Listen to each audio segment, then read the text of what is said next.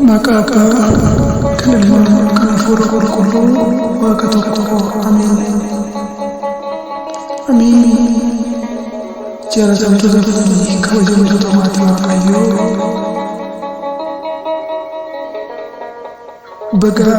ya ijana fanu gofta Yesus Kristus baga sinti sinjida mazmur walko rakko turbe kana Madia isaati inni fayyise timbite Isaayyaas boqonnaa 5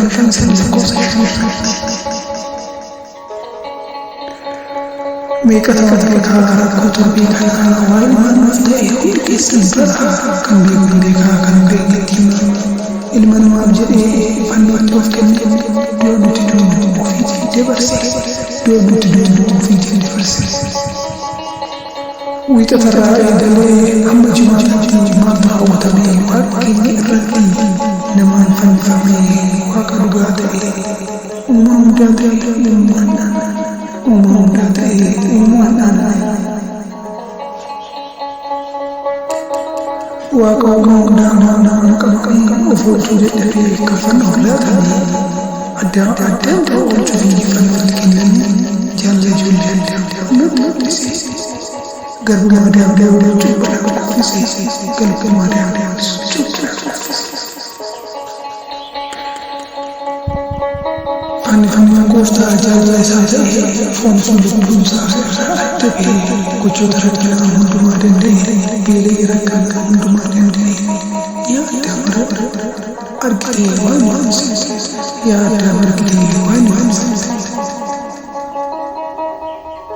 mataa ilaaluu dandeenye fakkaataa kan akka waaqayyootii maaltu qoree baataa baay'ina qoreetis torbaatamii lama hundumaa danda'e inni maal danda'a yaa waaqa abbootii yaa abbaa yaa waaqa abbootii yaa abbaa Elohee maaliidhaaf jaallattu maaliidhaaf nadhiiste rakkina fannoodhaa attamiin jaallattu Elohee yoo jedhu Yesuus Elohee hoommataa jedhanii callisu Eliyaa sabaasuu kan feeffannoodhaa jedhanii boonanii duddaa jedhanii boonanii yoo duddaa waaqa koo na oolchi rakkina jedhee dubbatanii sagalee dhabeenya fannoorraa dubbatee qulqulluu jechisaa fannoon fayyinaa kan midhaasanisaa fannifamuu gooftaa nuuf ta'e fayyina fannifamuu gooftaa nuuf ta'e fayyina roobii ajjeesaa walgahii taatanii ni ajjeesu jechuun murtee raawwatanii jimaata qabuun fannootti geessanii ni fannifame jechuun itti murteesse ni fannifame jechuun itti murteesse Phexros keessatti fannisi jedhanii Phexros akka fannisu itti murteessanii Phexros gaafatee eenyu akka fannisu Yesuus immoo Barbaadaas gadi seeqse Yesuus immoo Barbaadaas gadi seeqse Abeet yaa Yihuudaa waaqa kuftee nama taatee asuma jirtu waaqa kee kuftee Abeet yaa Yihuudaa ati na sanatti jireenya kee hundaa si ol fudhattee jireenya kee hundaa si ol fudhattee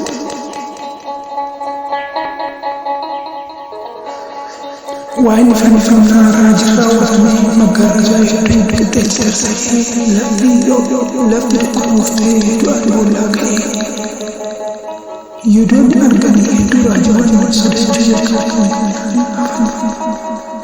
jalqabanii hafan Fannoon fannifamtee ilma namaa jettee lubbuu tokkittii addunyaa fayyistee warra itti argamuuf nu fannoon fayyina kan kadhatan gonkumaa salphina qulqulluu fannoo kee qabannee fayyifne yaa abbaa dhugaa hojii kee yaa abbaa dhugaa hojii kee fannifamee du'ee du'a moo'ee ka'ee waan hundaa danda'ee kan dhugee galatas galchaa yaa mootii moototaa akka teechiftuu fi bukkee du'oota akka teechiftuu bukkee du'oota kan addunyaan faarsamu waaqa uumaa malee isheen irraan gahee jireenya dagalee waaqa hoosan faarsaa sitti qooduu galee waan waa'ee keen dubbadhaa maafan callisare waa'ee keen dubbadhaa maafan callisare jalqaba addaan uumnani nuuma uumeera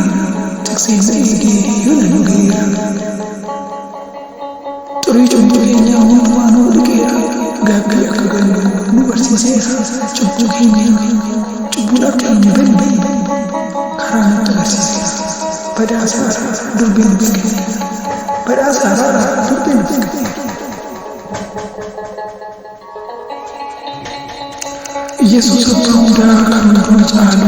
jaalala waaqa koo waaqa keenya madaala ol ka'ee jimaanii guutummaa kee haa galu boqonnaa lubbuu keenya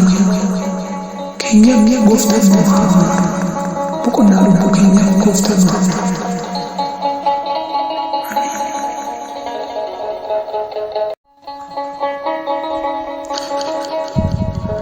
Maqaa Abbaa kan Ilmaa kan Hafuura Qulqulluu waaqa tokko